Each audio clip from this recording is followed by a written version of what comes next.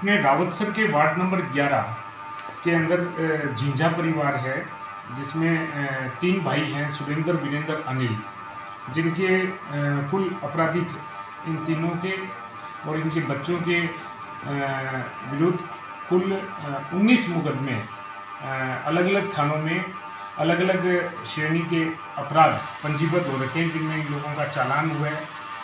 वो चाहे प्रकरण चोरी का हो, चाहे एनडीपीएस का हो और 307 का हो, मारपीट का या ठगी का हो, हर प्रकार के प्रकरण पंजीबद्ध है। पिछले लंबे टाइम से शिकायत मिल रही थी कस्बे के अंदर कि ये बड़े अलग तरीके से कस्बे के अंदर चिट्टा तस्करी कर रहे हैं, जिससे कि युवा पीढ़ी है उसको नुकसान पहुंच रहा था। हमारे द्वारा पिछले 4 दिन से इन लोगों के खिलाफ चेकिंगें भी की गई समय समय पर और इनको बंद भी किया गया।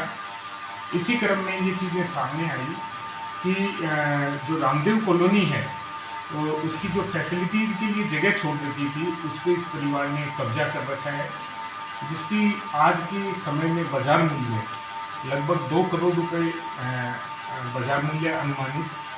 उस जगह को नगर पालिका के संज्ञान में लाकर उसका अतिक्रमण हटाया है। नगर पालिका ने उसको अपने कब्जे में लिया है और इनका जो मकान बन रखा है इस परिवार का संयुक्त रूप से, उसमें ये चीज़ें सामने आई कि उनके द्वारा अतिक्रमण किया गया है घर के बाहर। उस अतिक्रमण को भी नगर पालिका प्रशासन के द्वारा तोड़ा गया है।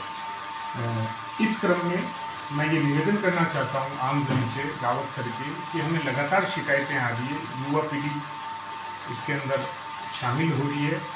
अब हमारी कार्रवाइयाँ लगातार इसी तरह जारी रहेगी।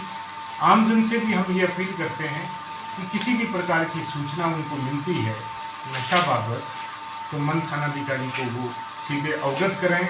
ये अभियान हमारा तेजी लाएंगे। इस अभियान के अंदर हमारे एसपी साहब प्रतिदिन इन चीज़ों की मॉनिटरिंग कर रहे हैं और हमारे द्वारा पिछले 3 महीने के अंदर टोटल 13 मुकदमे हमारे थाने के द्वारा दर्ज किए गए हैं, जिसमें हर प्रकार का माल हमने जब्त किया है, चाहे वो कमर्शियल है, मिनिमम है, मीडियम क्वांटिटी है, और इनके जो बैकवर्ड और आगे के सोर्स हैं उनको मेरे द्वारा उनकी पत्रावलियों के अंदर नामजद भी किया गया है और इसी प्रकार हमारी कार्रवाइयाँ लगातार जारी रहेगी।